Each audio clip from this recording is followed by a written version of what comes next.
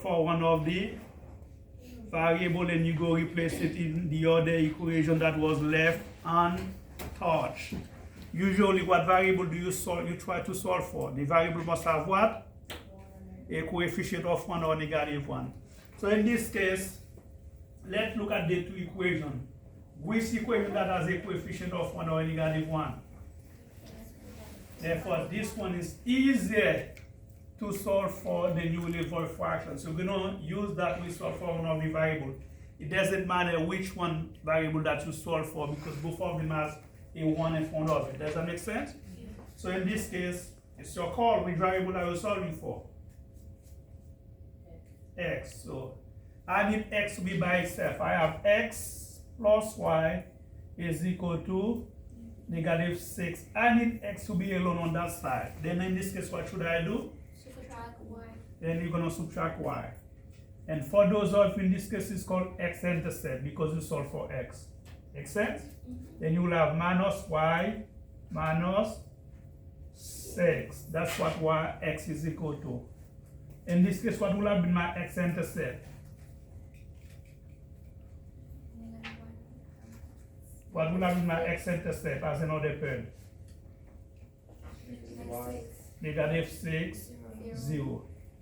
That's what you're being asked when you graph.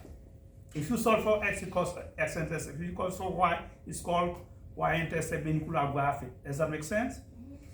Then, since I solve for x, then I'm going to replace it wherever I see x in the other equation that was left untouched. So I'm going to look where I see x. You see x here? And I'm going to replace that expression. Then I will set an equation. Then what one equation will be look like? It will be 3 open parentheses. I'm going to replace the expression that I found for x earlier, which is negative y minus 6 plus what? 2y is equal to negative 14. Since that the setup of my equation, now I have to work it out. Right? Then what we do from there on? You have to distribute the 3 in front of everything that is inside the parentheses. You must do that. Then you will end up with negative 3y minus 18 plus 2y is equal to negative 14. This becomes something natural that we use. Make sense? Then what you do from there? We combine like term. This is the like term. Then what you end up with? Negative y minus 18 is equal to negative 14. And what do you do from there? You add 18 on this side.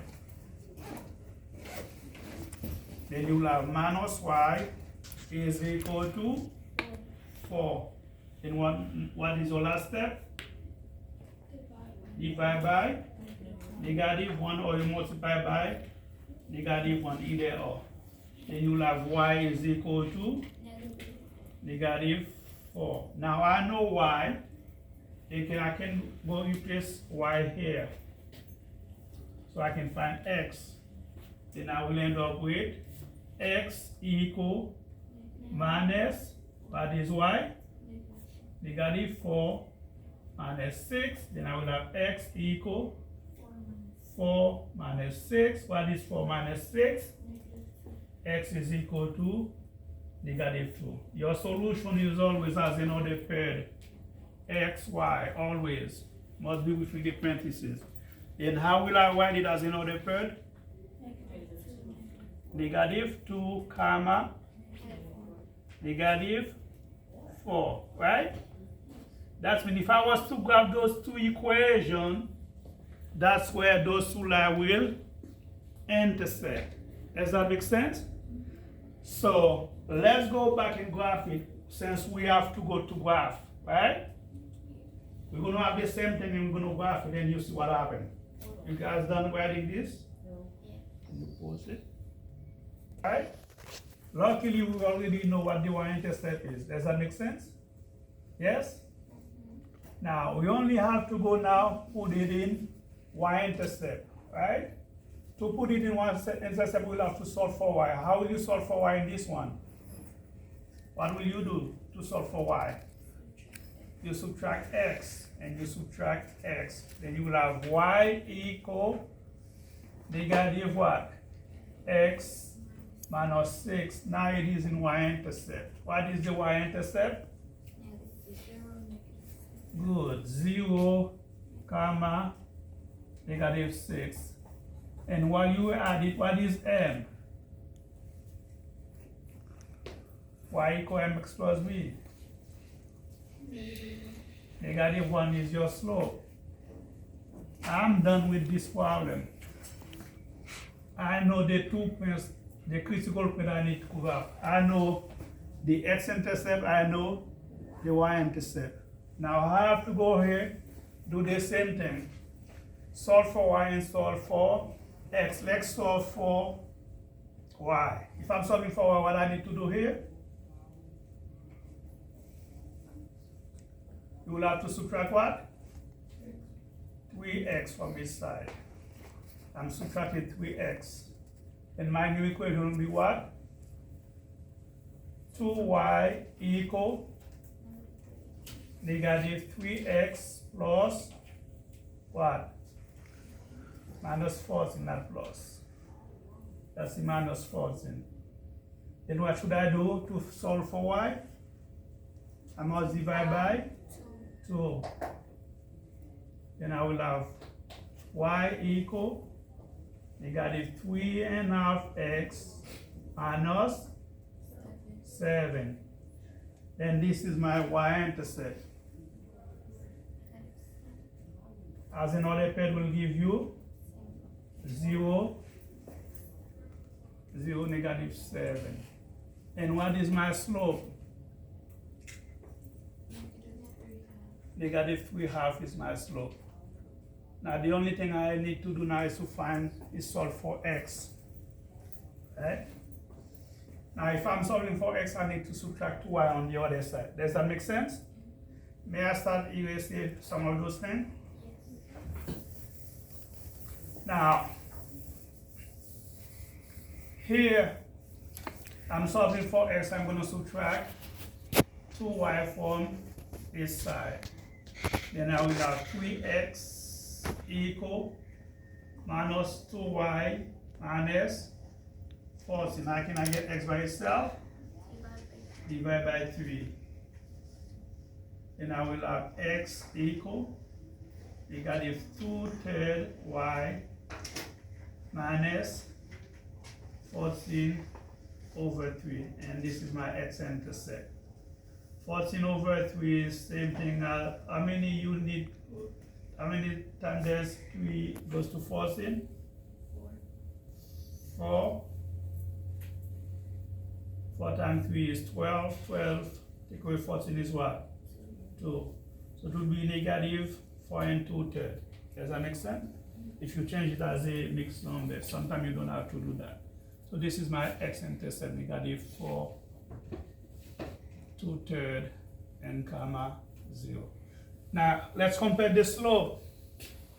This slope is, the first slope is negative 1, the second slope is, and you can see that they are different slopes, therefore there will be a solution. Right? Now let's go and graph it. So let me know if I can erase the board so I can put the graph for you. Guys ready? I can clear the board so I can insert the graph? Yes. Alright. So that's what you do when you're graphing. The beauty about substitution, it gives you the solution directly. But when you're graphing, you have to do more work. So it is essential. When it asks you to use substitution, it's a direct solution. So I'm not going to use the ruler this time to make it faster. Alright. 0, negative 6, you go negative 6 unit down.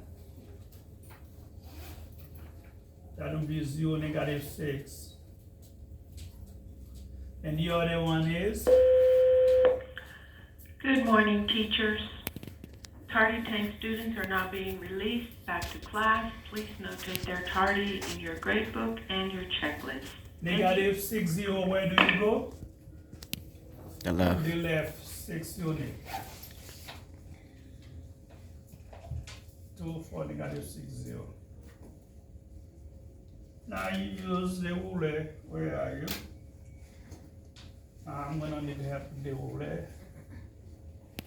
And let them touch that. And you go. Now this is my first graph.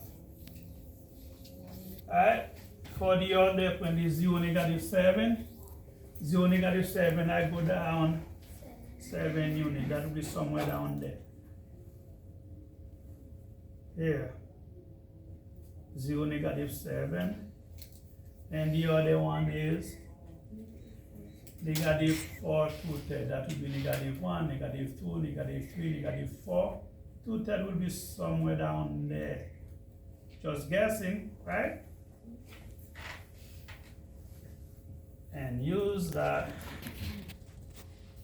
They will put it on this, put it on that. No. That the best I can do is move slightly. Right? And you do this. And more or less the graph will find a solution for you. So your goal is to find out what point is that here. Can you determine what point is that? Negative 2. Negative 2. Negative 4. Negative 4. And that's what we did when we were using what? Substitution. So both systems work. Right? But if you are being asked to graph, then you must graph. If you are asked to use substitution, then you must use substitution. Thank you.